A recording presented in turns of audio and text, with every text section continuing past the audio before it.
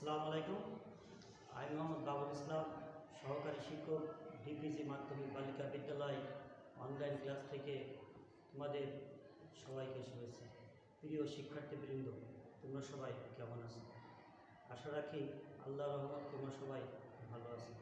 আমিও আল্লাহর রহমতে ভালো আছি। প্রিয় শিক্ষার্থীবৃন্দ, আজকে আমি তোমাদের অনলাইন ক্লাসে যে পাঠদান সম্পর্কে আলোচনা করব, সেই পাঠদানের বিষয় ষষ্ঠ শ্রেণীর পাঠদানের বিষয় ষষ্ঠ শ্রেণীর গণিত, ষষ্ঠ শ্রেণীর গণিত অধ্যায় ৮ তথ্য ও পাঠ্য।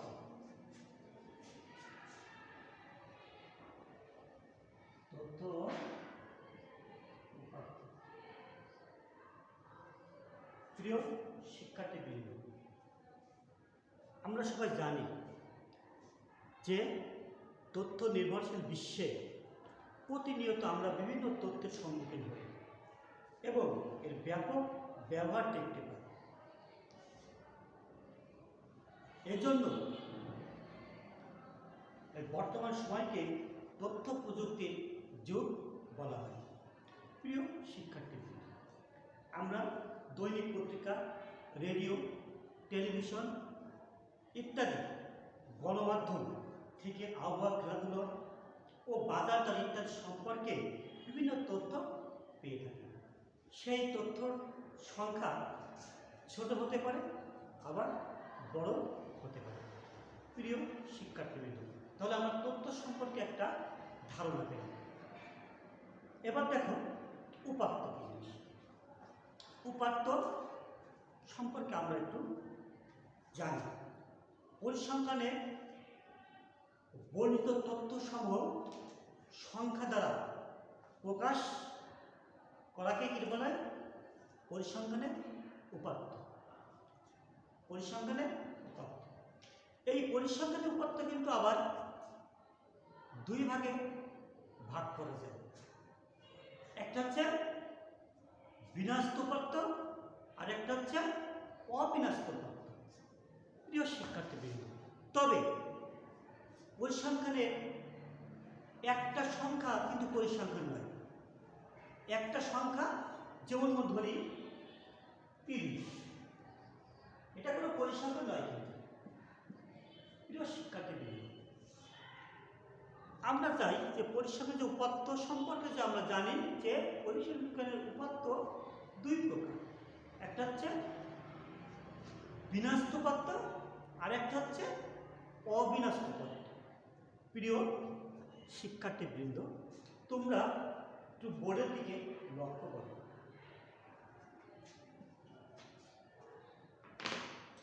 বোর্ডের দিকে লক্ষ্য দেখো যে উপাত্ত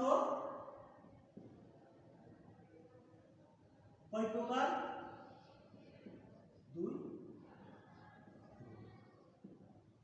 তাই না? এক নম্বরটা বলি আমি যে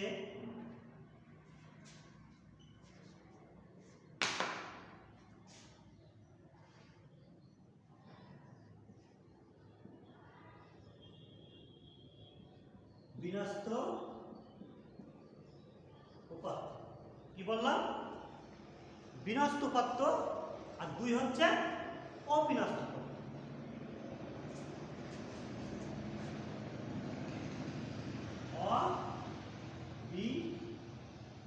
অবিন্যস্ত উপাত্ত। প্রিয় শিক্ষার্থীবৃন্দ, খেয়াল করো যে বিন্যস্ত উপাত্ত কোনগুলো? যে উপাত্তের সংখ্যাগুলো এলোমেলোভাবে সাজানো থাকবে সেটা হচ্ছে অবিন্যস্ত। আর যে সংখ্যাগুলো ছোট থেকে বড় দিকে বা বড় থেকে ছোট দিকে সাজানো থাকবে সেটা হচ্ছে বিন্যস্ত উপাত্ত। তাহলে আমরা কি বুঝলাম? যে উপাত্তগুলো কি হবে? ক্রমানুসারে সাজাতে হবে, ক্রমানুসারে সাজাতে হবে। যেমন 30, 35, 37, 40, 45, 47, 50, 55। এরকম ভাবে যদি ক্রমানুসারে সাজাতে থাকে তাহলে কি হবে? বিন্যস্ত করতে হবে।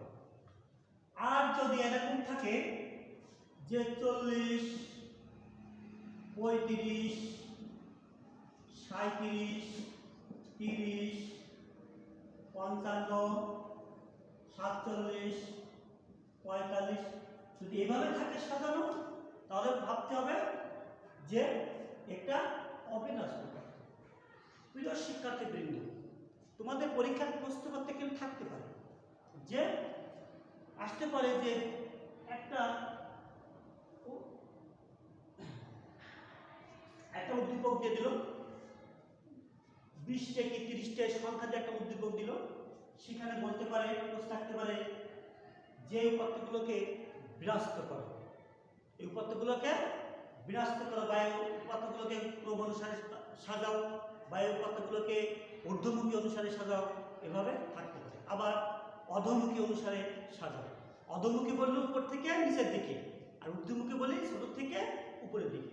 এভাবেই কিন্তু বিন্যস্ত পত্র করতে হয়। প্রিয় শিক্ষার্থীবৃন্দ, আমরা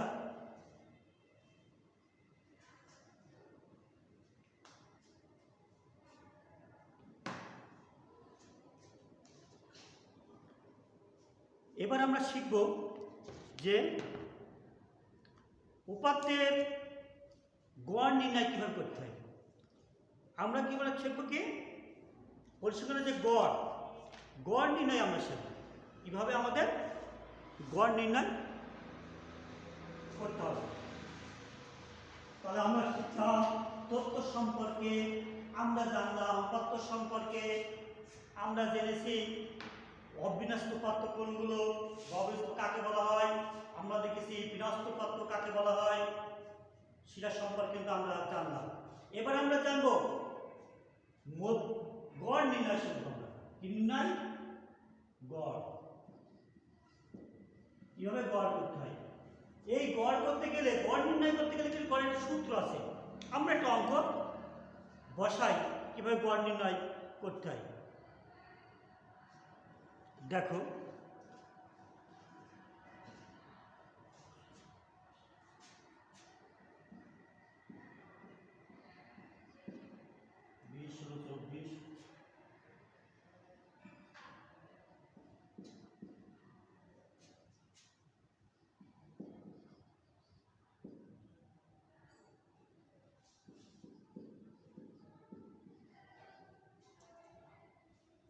প্রিয় শিক্ষার্থীবৃন্দ, মনে করো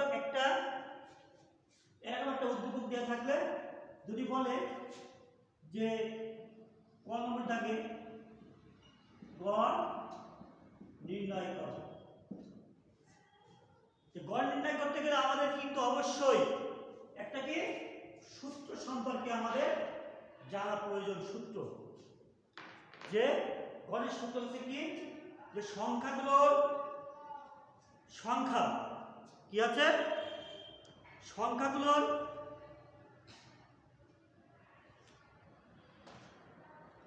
উপাত্ত সমের সমষ্টি ভাগ উপাত্ত সমের সংখ্যা।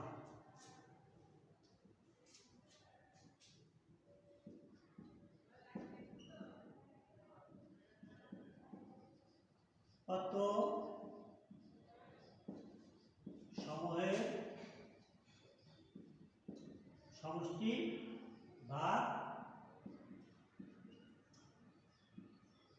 উপাত্ত সমূহের সংখ্যা।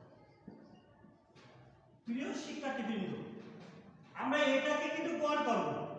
সেটাকে যদি গড় করতে উপাত্ত সমূহের সমষ্টি যদি লিখি, তা কিভাবে লিখতে পারি আমরা?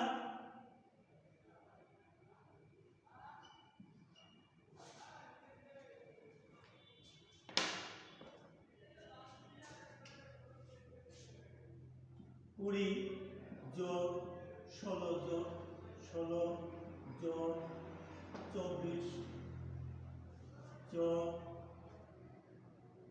16 16 16 যোগ 16 যোগ 20 যোগ 15 যোগ 12 যোগ 16 যোগ 15 আর উৎপত্ত সময়ের সমষ্টি উৎপত্ত সময়ের সমষ্টি ভাগ উৎপত্ত সময়ের সংখ্যা কত সংখ্যা 1 2 3 4 5 6 7 8 9 10 10টা সংখ্যা সংখ্যা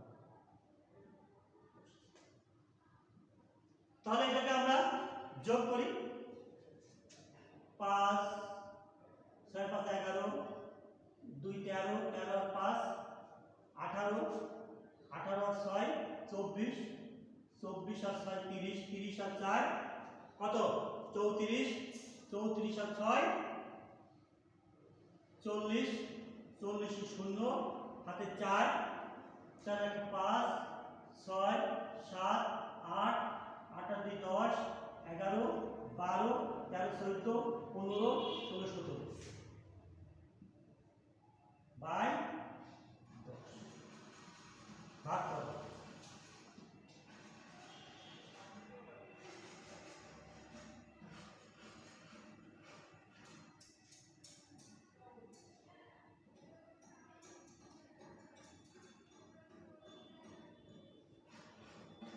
প্রিয় শিক্ষার্থীরা এইভাবে কিন্তু আমরা লিখতে পারি যে তাহলে আমাদের গড় কত হবে 17 গড় কত হবে আমাদের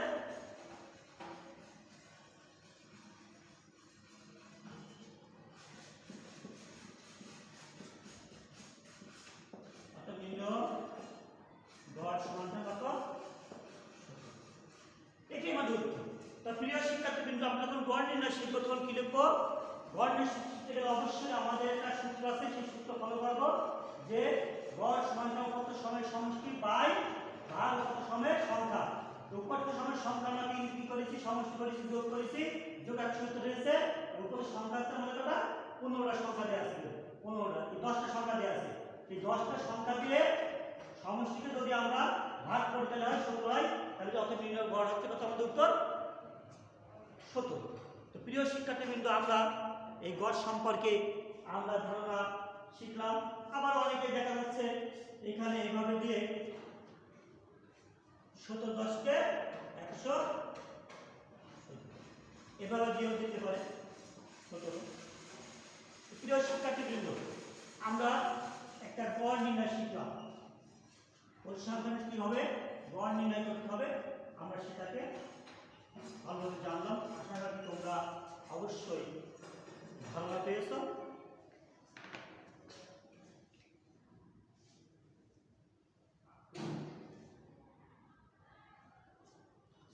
প্রিয় শিক্ষার্থীবৃন্দ এবার আমরা এই পরিসংখ্যানের কিভাবে মধ্যক নির্ণয় করতে হয় এটা আমরা শিখব এই মধ্যক নির্ণয় করতে গেলে কিন্তু আবার আমাদের সূত্র আছে সেই সূত্র কিরকম সূত্র আছে যে পরিসংখ্যানের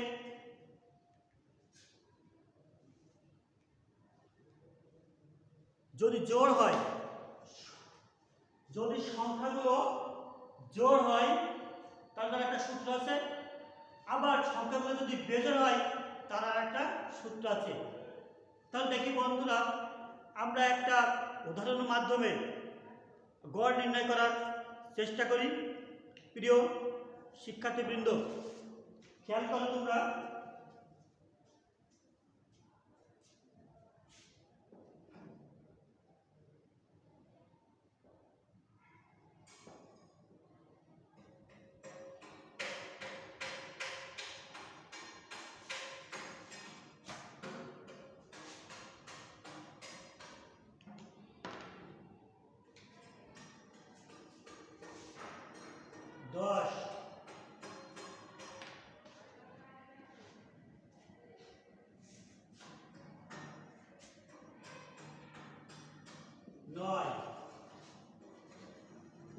12, 6, 15, 7, 8, 14। প্রিয় শিক্ষার্থীবৃন্দ, আমরা কি পেলাম এখানে? আমরা পেয়েছি কি 1 2 3 4 5 6 7 8 9। আমরা 9টা কি পাইছি? সংখ্যা পাইছি। এই 9টা সংখ্যা হচ্ছে আমাদের মধ্যক নির্ণয় করতে হবে। মধ্যক নির্ণয় করতে গেলে আমাদের এই সংখ্যাগুলোকে বা এই তথ্যগুলো কি করতে হবে? আমাদের ক্রমানুসারে সাজাতে হবে। তাহলে আমরা এভাবে লিখতে পারি যে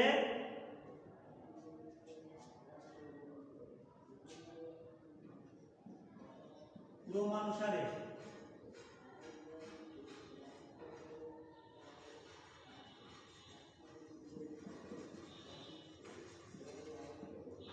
সাজালে পাই। কি হচ্ছে আমরা? অর্থাৎ ছোট থেকে বড় সাজাবো। কি আছে? প্রথমে 6, তারপর কত? 6 পরে আছে 7, তারপর কত? 8, তারপর আছে কত? 9, 9 পরে আছে 10, তারপর আছে 12, 13, 14, 15। প্রিয় শিক্ষার্থীবৃন্দ, আমরা কিন্তু ক্রমানুসারে সাজাইছি। সাজাতে 6 আগে ছিল কত আমাদের? 10, 9, 12, 6, 15, 7, 8, 14, 13। এটা ছিল এলোমেলো সাজানো, অর্থাৎ অবিন্যস্ত ভাবে ছিল। এখন কি আমরা বিন্যস্ত করেছি? করে কি হয়েছে? 6, 7, 8, 9, 10, 12, 13, 14, 15। এটা কি আমাদের কি হচ্ছে? এটা বিজোড় সংখ্যা, তাই না? তাহলে বিজোড় হলে একটা সূত্র আছে, দেখো এগুলো করা যায়। টিকির বেলা যদি আসতে করবা, টিকির লেখো 4টে, এই পাশে 4টে বাজে 5 পয়েন্টটা, এটা আমাদের প্রশ্ন। এই মধ্য, এই অঙ্কটা ক্রমাগত 10 মধ্য থেকে আমরা সূত্র অনুযায়ী করবো। কিভাবে সূত্র অনুযায়ী করবো? যে আমরা এইভাবে করতে পারি যে উপাত্ত সমূহ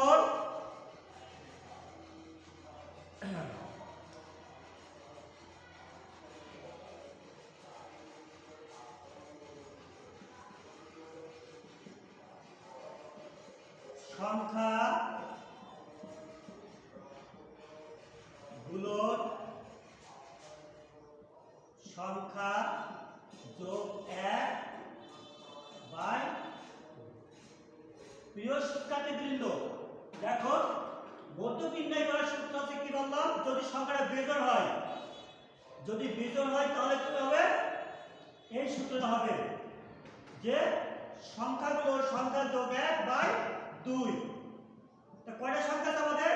1 2 3 4 5 6 7 8 9।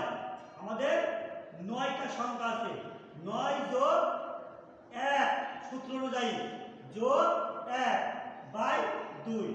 কত সংখ্যা? 9টা সংখ্যা। 9টা সংখ্যা থেকে 1 যোগ করলে কত? 10 আসছে।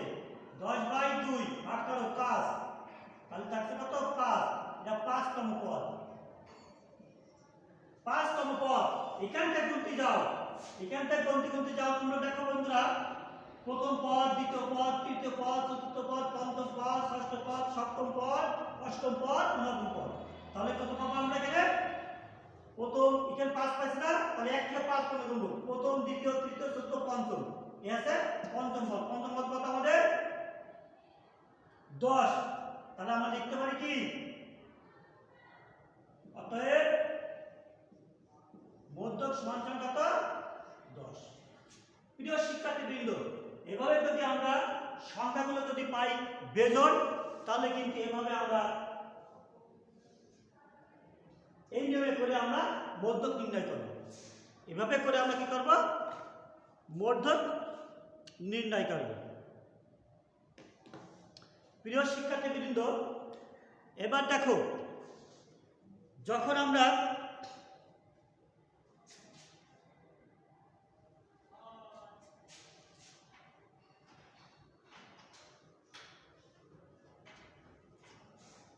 সংখ্যা যদি জোড় হয় তাহলে আমরা কিভাবে তা মধ্যক নির্ণয় করবো। দেখো এবার কি বললাম, সংখ্যাগুলো যদি জোড় হয়, প্রিয় শিক্ষার্থীবৃন্দ, আমরা প্রথমে শিখেছি তথ্য ও উপাত্ত সম্পর্কে আমরা জেনেছি। তারপরে কি জানলাম, আমরা জেনেছি যে উপাত্ত দুই প্রকার, একটা আছে বিন্যস্ত উপাত্ত, একটা আছে অবিন্যস্ত উপাত্ত। বিন্যস্ত উপাত্ত কাকে বলা হয়? যে সংখ্যাগুলো ক্রমানুসারে সাজানো থাকে তাকে বলা হয় বিন্যস্ত উপাত্ত, আর যে সংখ্যাগুলো এলোমেলোভাবে সাজানো থাকে সেটা হচ্ছে অবিন্যস্ত উপাত্ত। প্রিয় শিক্ষার্থীবৃন্দ, তারপর আমরা শিখেছি যে কিভাবে গড় নির্ণয় করতে হয়। গড় নির্ণয় করতে গেলে অবশ্যই আমাদের গড়ে একটা সূত্র আছে, সেই সূত্র ফলো করে আমরা গড় নির্ণয় শিখেছি। কি শিখেছি? কিভাবে? যে গড় নির্ণয় করতে গেলে সংখ্যাগুলোর উপাত্ত সময়ের গড় সমান সমান উপাত্ত সময়ের সমষ্টি বাই উপাত্ত সময়ের সংখ্যা। উপাত্ত সময়ের সমষ্টি যোগ করলাম, তারপরে বাই দিয়ে কয়টা সংখ্যা দিয়ে সেটাকে ভাগ করলে যেটা হবে সেটা হচ্ছে তার গড়। প্রিয় শিক্ষার্থীবৃন্দ, এবার আমরা শিখলাম কিসের মধ্যক নির্ণয় করতে হয়। মধ্যক নির্ণয় করতে গেলে অবশ্যই তার দুইটা দিক আছে, একটা জোড় সংখ্যা, একটা বিজোড় সংখ্যা। যদি বিজোড় সংখ্যা হয়, তাহলে কি করতে হবে, যে উপাত্ত যদি বিজোড় সংখ্যা হয় তাহলে লিখতে হবে সংখ্যাগুলোর মধ্যক সমান সমান, জোড় হলে বিজোড় হলে মধ্যক সমান সমান সংখ্যাগুলোর সংখ্যা যোগ 1/2। তাহলে সংখ্যা পাইলে মনে হয়ে যায় কয়টা? 9টা যোগ 1 10। এভাবে বাই 2 দিয়ে ভাগ করলে এভাবে তোমার যে কয়টা পদ ভাগ করা পদ, যে পদ বেরোবে সেই তম পদ প্রথম থেকে সেই পর্যন্ত গেলে সেটা তার উত্তর হবে। প্রিয় শিক্ষার্থীবৃন্দ, আজকের মতো আমার ক্লাস এখানে শেষ করব। প্রিয় শিক্ষার্থী, তোমার যেখানে আগামী ক্লাসে আমরা এই মধ্যক নির্ণয় করা আরেকটা জোড় হলে যে কোন সূত্রে করতে হবে সেই সম্পর্কে শিখব এবং প্রচুর সম্পর্কে শিখবো। এভাবে যেটুকু বাকি আছে আমরা সেটুকু আগামী ক্লাসে ভালোভাবে শেখার চেষ্টা করব। প্রিয় শিক্ষার্থীবৃন্দ, তোমরা যেখানে থাকো অবশ্যই ভালো থাকো, সুস্থ থাকো, সেই আশাবাদ ব্যক্ত করে আমি আমার ক্লাস এখানেই সমাপ্ত ঘোষণা করছি। আল্লাহ হাফেজ।